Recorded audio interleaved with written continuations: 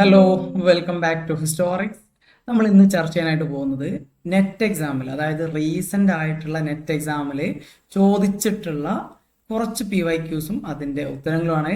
So നമുക്ക് ആദ്യത്തെ ചോദ്യം നോക്കാം. ചോദ്യം ഇങ്ങനെയാണ്: which of the following is an early neolithic site? ഇതിനകത്ത് ഏർലി നിയോളിത്തിക് സൈറ്റ് ഏത്? കൊൽവിയാണോ, മസുലിപട്ടണമാണോ, മെഹർഗഡ് ആണോ, കാലിബംഗാനാണോ? കറക്റ്റ് ആൻസർ എന്ന് പറയുന്നത് നിങ്ങൾ കമന്റ് ചെയ്യാട്ടോ. ഓപ്ഷൻ സി മെഹർഗഡ് എന്നുള്ളതാണ്. മെഹർഗഡ് ആണ് ഈ കൂട്ടത്തിലൊരു ഏർലി നിയോളിത്തിക് സൈറ്റ് എന്ന് പറയുന്നത്. ബാക്കി കാലിബംഗാനൊക്കെ നിങ്ങൾക്ക് അറിയുന്നുണ്ടായിരിക്കും, ഹരപ്പൻ സൈറ്റ് ആണ്. ഹരപ്പൻ എന്ന് പറയുമ്പോൾ മെഹർഗഡ് അല്ലെങ്കിൽ നിയോളിത്തിക്കിന് ശേഷം വരുന്നതാണ്. ദെൻ ഇവിടെ മെഹർഗഡിനെ സംബന്ധിച്ച് പറയുകയാണെങ്കിൽ ആദ്യമായിട്ട് അഗ്രികൾച്ചർ ഒക്കെ ബിഗിൻ ചെയ്യുന്നത് മെഹർഗഡിൽ തന്നെയാണ്. അതുപോലെ ഒരുപാട് ഫീച്ചേഴ്സ് ഉള്ള ഇന്ത്യയിലെ തന്നെ തലയെടുപ്പുള്ള ഒരു നിയോളിത്തിക് സൈറ്റ് തന്നെയാണ്, അല്ലെങ്കിൽ അതിൻ്റെ ഒരു ബിഗിൻ ചെയ്യുന്ന ഒരു ഏരിയ ആണ് മെഹർഗഡ് എന്ന് പറയുന്നത്. ദെൻ മെഹർഗഡിനെ സംബന്ധിച്ചിടത്തോളം നേരത്തെ പറഞ്ഞു, അഗ്രികൾച്ചർ, വീറ്റ്, അതായത് അവിടെ വീറ്റ്, ബാർലി തുടങ്ങിയവയൊക്കെ കൾട്ടിവേറ്റ് ചെയ്തിട്ടുണ്ടായിരുന്നു. അതുപോലെ ആനിമൽ ഡൊമസ്റ്റിക്കേഷൻ, പോട്രിയുടെ കൺസ്ട്രക്ഷൻ, മഡ് ഹൗസ്, ഇങ്ങനെയുള്ളതൊക്കെ മെഹർഗഡിലാണ് തുടങ്ങിയിട്ടുള്ളത്. ഓർത്തു വെക്കുക. നിയോളിത്തിക്കിലെ ഏറ്റവും നിർണായകമായിട്ടുള്ള ഒരു സൈറ്റ് ആയിരുന്നു മെഹർഗഡ് എന്ന് പറയുന്നത്. ദെൻ അടുത്ത ചോദ്യമാണ്: which of the following does not refer to form and style of megalithic burials? ഇക്കൂട്ടത്തിൽ മെഗാലിത്തിക് ബെറിയലിൽ വരാത്തത് ഏത്, അല്ലെങ്കിൽ അതിൽ പെടാത്തത് ഏത് എന്നുള്ളതാണ്.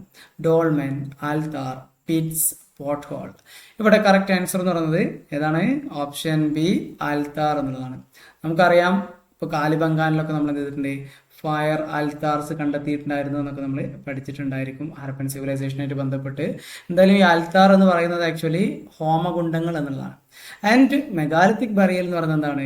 അവിടെയുള്ള മരിച്ചു പോയിട്ടുള്ള ആൾക്കാരെ ബറി ചെയ്തിട്ടുള്ളതിൻ്റെ മുകളിൽ പ്ലേസ് ചെയ്തിട്ടുള്ള സ്റ്റോണുകളാണ്. മേ ബി കുത്തനെ ആയിരിക്കും, ചിലപ്പോൾ വിലങ്ങനെ ആയിരിക്കും, ഏത് രീതിയിലൊക്കെ ആയിട്ട് പ്ലേസ് ചെയ്യും. അങ്ങനെ അവർ ഏത് രീതിയിലാണോ പ്ലേസ് ചെയ്തിട്ടുള്ളത്, ഏത് രീതിയിലാണോ ബറി ചെയ്തിട്ടുള്ളത്, അതിൻ്റെ അടിസ്ഥാനത്തിൽ ആ ഒരു ബറിയൽ മോണമെന്റിന് പേര് കൊടുക്കുക എന്നുള്ളതാണ് ചെയ്തിരുന്നത്. ഡോൾമെൻ അത്തരത്തിലൊരു മോണമെന്റ് ആണ്. പിറ്റ്സ്, അതുപോലെ തന്നെ പോട്ട് ഹോൾ, പിന്നെ നമ്മൾ മലയാളത്തിൽ എന്താണ് നന്നങ്ങാടി, അതുപോലെയുള്ള ഒക്കെ എന്താണ് ഈ പറഞ്ഞ മെഗാലിത്തിക് ബറിയലായിട്ട് ബന്ധപ്പെട്ട് വരുന്നതാണ്. കുടക്കല്ല്, തൊപ്പിക്കല്ല് എന്നൊക്കെ പറഞ്ഞ് നമ്മൾ പഠിച്ചിട്ടുണ്ടായിരിക്കും. ദെൻ അങ്ങനെയുള്ള ഒരുപാട് എക്സാമ്പിളുകൾ ചോദിക്കാറുണ്ട്. സോ ഓർത്ത് വെക്കുക ഏതൊക്കെയാണ് പ്രധാനപ്പെട്ട മെഗാലിത്തിക് ബറിയൽസ് എന്നുള്ളത്. then അടുത്തൊരു ചോദ്യം നോക്കാം: which of the following bodhisattvas represents compassion? Compassion എന്ന് വെച്ച് കഴിഞ്ഞാൽ സിംപ്ലി കരുണ എന്നുള്ളതാണ്. ഓക്കെ, കരുണ എന്നുള്ളത്. അപ്പോൾ കമ്പാഷനെ റെപ്രസെന്റ് ചെയ്യുന്ന ബോധിസത്ത ഏതാണ്? അമിതാഭ, മഞ്ജുശ്രീ, വജ്രപാണി, അവലോകിതേശ്വര. ഇവിടെ കറക്റ്റ് ആൻസർ എന്ന് പറയുന്നത് ഓപ്ഷൻ ഡി അവലോകിതേശ്വര എന്നുള്ളതാണ്. ഇത്തിരി ആലോചിക്കുക, അവലോകിതേശ്വര എന്ന് വെച്ചാൽ സർവ്വലോകത്തിൻ്റെയും അല്ലെങ്കിൽ അതിനോട് മൊത്തത്തിലൊരു കരുണയുള്ള ആളായിരുന്നു. അവലോകങ്ങളോടൊക്കെ ഒരു കരുണ, അല്ലെങ്കിൽ ലോകത്തുള്ള ആൾക്കാരോടൊക്കെ കരുണ ചെയ്യുന്ന എന്നുള്ള രീതിയിലൊക്കെ കണക്ട് ചെയ്ത് വെക്കുക. എന്തായാലും ബോധിസത്വാസിൻ്റെ ഇടയിൽ കമ്പാഷന്റെ ബോധിസത്ത എന്നറിയപ്പെടുന്നത് that is Avalokiteshvara. And Manjushree എന്ന് പറയുന്നത് നമ്മൾ നേരത്തെ പറഞ്ഞു, മഞ്ജുശ്രീ എന്ന് പറയുന്നത് റിലേറ്റഡ് വിത്ത് മൈൻഡ്. ഓക്കെ, മൈൻഡുമായിട്ട് ബന്ധപ്പെട്ട് വരുന്നതാണ് മഞ്ജുശ്രീ എന്ന് പറയുന്നത്. ഓൾസോ മൈൻഡ്, വിസ്ഡം, ഇതിൻ്റെ ഒക്കെ ആളാണ് മഞ്ജുശ്രീ എന്ന് പറയുന്ന ബോധിസത്വ. പിന്നെ വജ്രപാണിയാണ്. വജ്രപാണി എന്ന് പറയുന്നത് it is related to power. നമുക്കറിയാം വജ്രത്തിന് ഭയങ്കര പവർഫുൾ ആണ്. വജ്രം എന്ന് പറയുന്നത് ഏറ്റവും കാഠിന്യമേറിയുള്ള സാധനമാണ്. സോ വജ്രപാണി എന്നുള്ളത് it is related with power. Then അതിനകത്ത് അടുത്തത് നമ്മൾ പറഞ്ഞിട്ടുള്ളത് അമിതാഭ എന്നുള്ളതാണ്. അമിതാഭ, ഓക്കെ, അമിതാഭ ഈസ് റിലേറ്റഡ് വിത്ത് ലൈറ്റുമായിട്ട് ബന്ധപ്പെട്ട് വരുന്ന ബോധിസത്വയാണ് അമിതാഭ എന്ന് പറയുന്നത്. സോ ഇതെല്ലാം പഠിച്ചു വെക്കുക. ബോധിസത്വാസ് ആരൊക്കെയാണ്, അവരുടെ ഡിപ്പാർട്ട്മെന്റ് ഏതൊക്കെയാണ് എന്നുള്ളതൊക്കെ എക്സാമിന് ചോദിക്കാറുണ്ട്. ദെൻ നമ്മൾ അടുത്തൊരു ചോദ്യത്തിലേക്ക് പോവുകയാണ്. ചോദ്യം നോക്കാം: the authors of Tattvartha Rajavartika. Okay, Tattvartha Rajavartika, അതിന്റെ ഓതർ ആരാണെന്നുള്ളതാണ്. വാസ് മാധവയാണോ, വിദ്യാനന്ദ അകലാംഗയാണോ, ഹരിഭദ്രയാണോ, മഹാബോധി വീരധാര? ഇതിലാര് എന്നുള്ളതാണ് ചോദ്യം. ഇവിടെ ശരിയായ ഉത്തരം എന്ന് പറയുന്നത് that is option B Vidyananda Akalanka എന്നുള്ള സ്കോളറാണ് എന്ത് ചെയ്തിട്ടുള്ളത്, തത്വാർത്ഥ രാജവർത്തിക. ഇത്തരത്തിൽ ഒരുപാട് ബുക്സിനെ സംബന്ധിച്ച് എക്സാമിന് ചോദിക്കാറുണ്ട്. പലതും നമ്മൾ റിപ്പീറ്റഡ്ലി പറഞ്ഞിട്ടുള്ളത് തന്നെ ആയിരിക്കാം. ചില സമയത്ത് ഫ്രഷ് ആയിട്ടുള്ള പുതിയ ബുക്കുകളെ പറ്റി ചോദിക്കും. അപ്പോൾ നമ്മൾ എന്ത് ചെയ്യണം, അതിനെ ആൻസർ ചെയ്യാൻ മാത്രം കേപ്പബിൾ ആവണം. ഒരുപാട് ബുക്സുകൾ നമ്മൾ റെഫർ ചെയ്യുക, അല്ലെങ്കിൽ ഇങ്ങനെയുള്ള ബുക്ക് ഓതറൊക്കെ നമ്മൾ പഠിച്ചു വെക്കുക എന്നുള്ളതാണ് നമുക്ക് ചെയ്യാനുള്ളത്. മെയിനായിട്ട് നമ്മൾ PYQs നോക്കിക്കഴിഞ്ഞാൽ അതിൻ്റെ എട്ടാവട്ടത്തിൽ നിന്ന് പരിസരത്ത് നിന്ന് വരാൻ സാധ്യത ഉള്ള പുസ്തകങ്ങളൊക്കെ നമുക്ക് കണ്ടെത്താനായിട്ട് പറ്റും എന്നുള്ളത് തന്നെയാണ്. സോ ഇവിടെ വിദ്യാനന്ദ അകലാങ്കയാണ് ഈ പറഞ്ഞ തത്വാർത്ഥ രാജവർത്തിക എഴുതിയിട്ടുള്ളത്. അതുപോലെ തന്നെ ഇത് എന്ന് പറയുന്നത് it was a commentary of Tattvartha Sutra. അതിന്റെ കമൻട്രി ആയിരുന്നു ഈ പറഞ്ഞ തത്വാർത്ഥ രാജവർത്തിക എന്ന് പറയുന്ന വർക്ക്. ഇതിന് അടുത്തൊരു ചോദ്യമാണ്, arrange the following Mahajanapadas from north to south. വളരെ ഇമ്പോർട്ടൻ്റ് ആണ് മഹാജനപദാസ് എന്ന് പറയുന്നത്.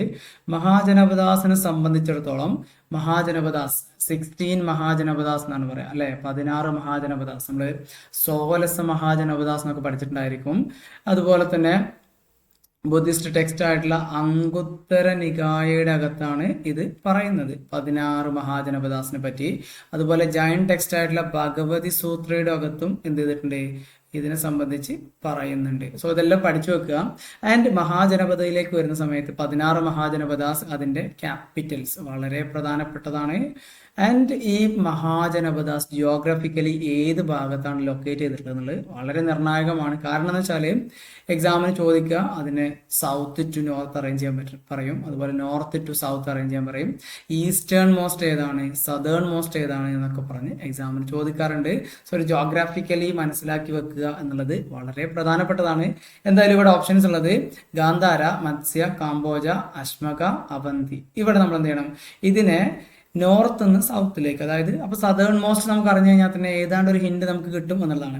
ഇവിടെ സദേൺ മോസ്റ്റ് എന്ന് പറയുന്നത് ശരിക്കും അശ്മക എന്നുള്ളതാണ്. അസ്മകയാണ് എന്ത് ചെയ്യുന്നത്, സദേൺ മോസ്റ്റ് എന്ന് പറയുന്നത്. അതുകൊണ്ട് തന്നെ ഇവിടെ അസ്മക എന്ന് പറയുന്നത് ഒറ്റ ഓപ്ഷനിലേ ഉള്ളൂ, അതായത് ലാസ്റ്റിൽ വരുന്നത്.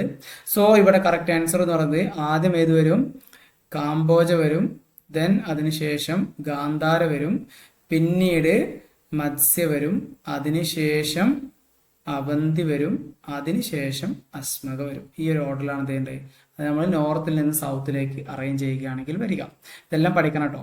സോ ഇവിടെ ഞാനൊരു ചെറിയ ഒരു ഡീറ്റെയിൽസ് കൊടുത്തിട്ടുണ്ട്, ബട്ട് ഞാൻ അതിലേക്ക് പോകുന്നില്ല. നിങ്ങൾ തന്നെ എന്ത് ചെയ്യണം, ഈ പറഞ്ഞ മഹാജനപദാസിനെ പറ്റി ഡീറ്റെയിൽ ആയിട്ട് പഠിക്കുക. നമ്മൾ അതുമായിട്ട് ബന്ധപ്പെട്ട സെഷൻസ് ഒക്കെ പിന്നീട് ചെയ്യും. അതുമായിട്ട് ബന്ധപ്പെട്ട കൂടുതൽ ചോദ്യങ്ങളൊക്കെ ഡിസ്കസ് ചെയ്യുന്ന സമയത്ത്. ഇതിന് അടുത്തൊരു ചോദ്യമാണ്, ഹു റോട്ട് ദ ടെക്സ്റ്റ് കർപ്പൂരമഞ്ജരി. കർപ്പൂരമഞ്ജരി ഞാൻ നേരത്തെ പറഞ്ഞു ഇതുപോലുള്ള ടെക്സ്റ്റുകളെ പറ്റി ചോദിക്കാറുണ്ട് എന്നുള്ളത്. ആരാണ് കർപ്പൂരമഞ്ജരി എഴുതിയിട്ടുള്ളത്? ഹേമചന്ദ്രയാണോ, കൃഷ്ണമിശ്രയാണോ, വാഗ്ബടയാണോ, രാജശേഖരയാണോ? കറക്റ്റ് ആൻസർ എന്ന് പറയുന്നത് കർപ്പൂരമഞ്ജരി എഴുതിയിട്ടുള്ളത് that is option D, Rajasekhara എന്നുള്ളതാണ്. രാജശേഖരയുടെ വർക്കാണ് കർപ്പൂരമഞ്ജരി എന്ന് പറയുന്നത്. It was a Prakrit play. ഇതൊരു പ്രാകൃത് പ്ലേ ആണ് കർപ്പൂരമഞ്ജരി എന്ന് പറയുന്നത്. And it was written by Rajasekhara, 9th to 10th century Indian poet, dramatist ഒക്കെ ആയിരുന്നു. അദ്ദേഹമാണ് ഈ ഒരു കർപ്പൂരമഞ്ജരി എഴുതിയിട്ടുള്ളത്. ആൻഡ് ഇതിനകത്ത് എന്താണ് പറയുക, refers to the heroine, the daughter of Kuntala king. അതാണ് കർപ്പൂരമഞ്ജരി എന്ന് പറയുന്നത്. അപ്പോൾ അവരെ സംബന്ധിച്ചിട്ടുള്ള സ്റ്റോറിയാണിത്. കുന്തല കിങ് ആയിട്ടുള്ള ആളുടെ മകളായിരുന്ന കർപ്പൂരമഞ്ജരിനെ സംബന്ധിച്ച്. എനിവേസ് ഇതിനകത്ത് ഇങ്ങനെയുള്ള കാര്യങ്ങളൊക്കെയാണ് പറയുന്നത്. ഞാൻ അതിൻ്റെ ഡീറ്റെയിലേക്ക് പോകുന്നില്ല. നമ്മൾ ഈ പറഞ്ഞ ടെക്സ്റ്റുകൾ ഇങ്ങനെയുള്ള PYQs ചെയ്യുമ്പോൾ ഒരുപാട് ബുക്സ് നമുക്ക് അറിയാൻ പറ്റും. അതും അതിൻ്റെ ഓർഡറും അതൊക്കെയാണ് പലപ്പോഴും എക്സാമിന് ചോദിക്കാറുള്ളത്. ആൻഡ് അത് മാച്ച് ദ ഫോളോയിങ്ങിൽ വരാം. ചിലപ്പോൾ എന്ത് ചെയ്യും, അത് ഇതുപോലെ ഡയറക്റ്റ് ആയിട്ട് ചോദിക്കും. പല പല വ്യത്യസ്തമായിട്ടുള്ള രീതിയിൽ നമുക്കത് കാണാൻ പറ്റും എന്നുള്ളതിനാണ്. ദെൻ അടുത്തൊരു ചോദ്യമാണ്, which historian has argued that the decline in the lapis lazuli trade with Mesopotamia was a factor in the decline of the Harappan civilization? അതായത് ഹരപ്പൻ സിവിലൈസേഷൻ ഡീക്ലൈൻ കാരണമായിട്ടുള്ളത് മെസോപ്പൊട്ടേമിയയുമായിട്ടുള്ള ലാപ്പിയസ് ലസൂലി ട്രേഡിലുള്ള എന്താണ് പറയലേ ഷോർട്ട് കമ്മിങ്, അല്ലെങ്കിൽ അതിൻ്റെ ഡീക്ലൈൻ ആണ്, അത് അവസാനിക്കുന്നതാണ് Mesopotamian ഡീക്ലൈനിലേക്ക് നയിച്ചിട്ടുള്ളത് എന്ന് പറഞ്ഞത് ആര് എന്നുള്ളതാണ്. MR Sahni, Shireen Ratnakar, HT ലാംബ്രിക്, MR മുകൾ. ഇവിടെ കറക്റ്റ് ആൻസർ എന്ന് പറയുന്നത് കമൻറ്റ് ചെയ്യാട്ടോ, നിങ്ങൾ കമൻറ്റ് ചെയ്തിടുക. ഇനി നിങ്ങൾക്ക് കമൻറ്റ് അവിടെ കിടക്കുന്നതിൽ ബുദ്ധിമുട്ടുണ്ടെങ്കിൽ നിങ്ങൾ കമൻറ്റ് ചെയ്ത് കഴിഞ്ഞിട്ട് ഡിലീറ്റ് ചെയ്തുകൊണ്ടു, അതൊന്നും പ്രശ്നമില്ല. ബട്ട് ഞാൻ പറഞ്ഞു വരുന്നത് വെച്ചാൽ നമ്മൾ അല്ലെങ്കിൽ ഇനി പേപ്പർ എടുത്തേണ്ട എഴുതി നോക്കിയാൽ മതി, ശരിയാവുന്നുണ്ടോ ഇല്ലേ എന്നുള്ളത് ചെക്ക് ചെയ്യുക എന്നുള്ളതാണ്. അത് നമുക്കൊരു എന്താ ശരിയായി കഴിഞ്ഞാൽ സന്തോഷം, ശരിയായിട്ടില്ലെങ്കിൽ പോട്ടെ, അത്രേ ഉള്ളൂ. അത് അതിന് സങ്കടപ്പെട്ടിരിക്കേണ്ട ആവശ്യമൊന്നുമില്ല. സോ ഇവിടെ ശരിയായ ഉത്തരം എന്ന് പറയുന്നത് ഓപ്ഷൻ ബി, ഷിറീൻ രത്നാകർ എന്നുള്ളതാണ്. അദ്ദേഹമാണ് ഈ ഒരു ലാപ്പിസ് ലസൂലി ട്രേഡിനെ സംബന്ധിച്ച് പറയുന്നത്. ദെൻ അടുത്ത ഒരു ചോദ്യം നമുക്ക് നോക്കാം. ചോദ്യമാണ്, which scholar was the earliest to suggest that Harappan state was ruled by the autocratic priest king. Harappa ഭരിച്ചിരുന്നത് ഓട്ടോക്രാറ്റിക് പ്രീസ്റ്റ് കിങ് ആയിരുന്നു എന്ന് പറഞ്ഞിട്ടുള്ളത് ആര് എന്നുള്ളതാണ്. Stuart Piggott, SC Malik, Jim Shaffer, then Elman R Service. ഇവിടെ കറക്റ്റ് ആൻസർ എന്ന് പറയുന്നത് that is option A, Stuart Piggott എന്നതാണ്. സോ അവിടെ പ്രീസ്റ്റ് കിങ് ആയിരുന്നു എന്ന് പറഞ്ഞത് സ്റ്റുവർട്ട് പിഗോട്ട് ആയിരുന്നു. പ്രീസ്റ്റ് കിങ് പറഞ്ഞ പിഗോട്ട് ആയിരുന്നു, അത്രയെങ്കിലും ഓർത്ത് വെക്കുക. ദെൻ അടുത്ത ഒരു ചോദ്യം നോക്കാം. Which of the following Harappan sites has yielded terracotta model of plough. ഹാരപ്പയിലെ ഏത് സൈറ്റിൽ നിന്നാണ് നമുക്ക് ടെറാക്കോട്ട എന്ന് വെച്ചാൽ കളിമണ്ണിൽ ഉണ്ടാക്കിയിട്ടുള്ള മോഡൽ ഓഫ് പ്ലോ എന്ന് വെച്ചാൽ കലപ്പയുടെ ടെറാക്കോട്ട മോഡൽ കിട്ടിയിട്ടുള്ളത് ഏത് സൈറ്റിൽ നിന്നാണെന്നുള്ളതാണ്. ഷോർട്ടുകായ്, കോട്ടേജി, ബൻവാലി, ലോത്തൽ. ഇവിടെ കറക്റ്റ് ആൻസർ എന്ന് പറയുന്നത് ഓപ്ഷൻ സി, ബൻവാലി എന്നുള്ളതാണ്.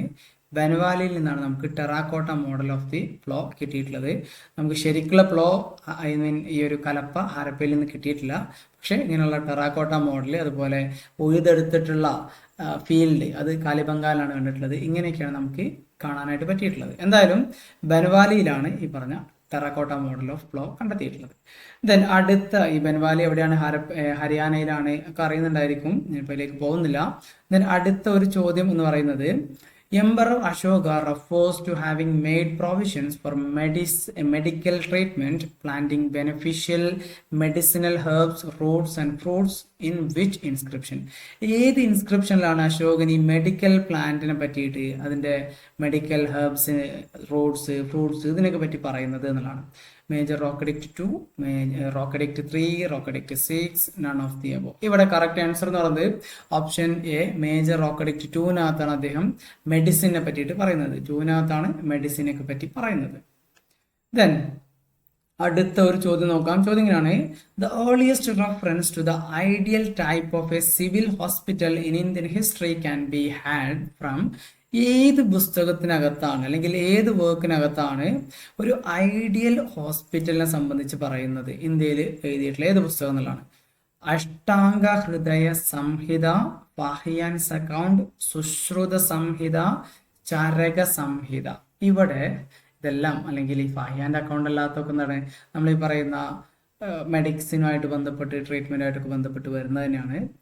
ആൻഡ് ഇവിടെ കറക്റ്റ് ആൻസർ എന്ന് പറയുന്നത് ഓപ്ഷൻ ഡി, ചരക സംഹിത എന്നുള്ളതാണ്. ഓക്കെ, ഹോസ്പിറ്റലിനെ സംബന്ധിച്ച് പറയുന്നത് ഏത് വർക്കാണ്, ചരക സംഹിത എന്നതാണ്. ചരകൻ എഴുതിയിട്ടുള്ളതാണ് ചരക സംഹിത എന്ന് പറയുന്നത്. അതിനകത്ത് ഹോസ്പിറ്റലിനെ സംബന്ധിച്ച് പറയുന്നുണ്ട്, പഴയ ഒരു ഹോസ്പിറ്റലിനെ സംബന്ധിച്ച് പറയുന്ന വർക്കാണ് ചരക സംഹിത എന്ന് പറയുന്നത്. ദെൻ അടുത്ത നമ്മുടെ ഒരു ചോദ്യം എന്ന് പറയുന്നത്, who besides Charaka and Sushruta is counted as the Brihattrayi big 3 of the Ayurveda. So ആയുർവേദത്തിലെ ബിഗ് 3 എന്ന് പറയുന്ന ഒരു വിഭാഗമുണ്ട്, അല്ലെങ്കിൽ 3 പ്രധാനികളുണ്ട്. അതിലൊന്ന് ചരകയാണ്, 2 സുശ്രുതയാണ്. ആരാണ് മൂന്നാമൻ? ബ്രഹ്മഗുപ്തയാണോ, ധന്വന്തരിയാണോ, വാഗ്ഭട്ടയാണോ, ഭാസ്കരയാണോ? കറക്റ്റ് ആൻസർ എന്ന് പറയുന്നത് ആയുർവേദത്തിലെ ബിഗ് 3 അല്ലെങ്കിൽ ബൃഹത്രൈ എന്ന് പറയുന്നത് മൂന്നാമതായിട്ടുള്ള ആളെന്ന് പറയുന്നത് വാഗ്ഭട ആണ്. ചരക, സുശ്രുത ആൻഡ് വാഗ്ഭട, ഇവർ 3 പേരുമാണ് ആയുർവേദത്തിലെ ബൃഹത്രൈ എന്ന് അറിയപ്പെടുന്നത്. ദെൻ ചരകയുടെ വർക്കാണ് ചരക സംഹിത, സുശ്രുതന്റെ സുശ്രുത സംഹിത. ദെൻ വാഗ്ഭടയുടേതാണ് അഷ്ടാംഗ ഹൃദയ. നമ്മൾ നേരത്തെ പറഞ്ഞ അഷ്ടാംഗ ഹൃദയ, അഷ്ടാംഗ സംഗ്രഹ, ഇതൊക്കെ വാഗ്ബട എഴുതിയിട്ടുള്ളതാണ്. സോ ഇത്രയും ക്വസ്റ്റ്യൻസ് ആണ് നമ്മൾ ഈ ഒരു ചെറിയ സെഷനിൽ ഡിസ്കസ് ചെയ്യാനായിട്ട് വെച്ചിട്ടുണ്ടായിരുന്നത്. ഫെർദർ ക്വസ്റ്റ്യൻസ് അല്ലെങ്കിൽ അതിന് കൂടുതൽ ക്വസ്റ്റ്യൻസ് നമ്മൾ എന്ത് ചെയ്യും, അടുത്ത വരുന്ന സെഷനുകളിൽ ഡിസ്കസ് ചെയ്യും. നിങ്ങളുടെ അഭിപ്രായങ്ങളൊക്കെ പങ്കുവെക്കുക, എന്തെങ്കിലും സജഷൻസ് ഉണ്ടെങ്കിലൊക്കെ അറിയിക്കുക. നിങ്ങൾ നമ്മുടെ വാട്സാപ്പ് ഗ്രൂപ്പിൽ ഇതുവരെ ജോയിൻ ചെയ്തിട്ടില്ല എങ്കിൽ അതിൻ്റെ ലിങ്ക് ഞാൻ ഡിസ്ക്രിപ്ഷനിൽ കൊടുക്കാം, അതിൽ ജോയിൻ ചെയ്യുക. എന്തെങ്കിലുമൊക്കെ ഉണ്ടെങ്കിൽ you can contact me directly. WhatsApp link ഗ്രൂപ്പിൽ ജോയിൻ ചെയ്ത് കഴിഞ്ഞാൽ you can find my contact. And നമ്മുടെ എന്താണ് പറയല്, ഈ സെഷനൊക്കെ സംബന്ധിച്ചുള്ള അഭിപ്രായങ്ങളും എന്തെങ്കിലും നിർദ്ദേശങ്ങളും ഒക്കെ ഉണ്ടെങ്കിൽ നിങ്ങൾക്ക് കമൻറ്റ് ബോക്സിൽ പറയാവുന്നതാണ്. ഇതുവരെ സബ്സ്ക്രൈബ് ചെയ്തില്ലെങ്കിൽ സബ്സ്ക്രൈബ് ചെയ്യുക, നിങ്ങളുടെ ഫ്രണ്ട്സിനൊക്കെ എത്തിച്ചു കൊടുക്കുക. Okay, thank you. അടുത്തൊരു സെഷനിൽ കാണാം കേട്ടോ. ബൈ.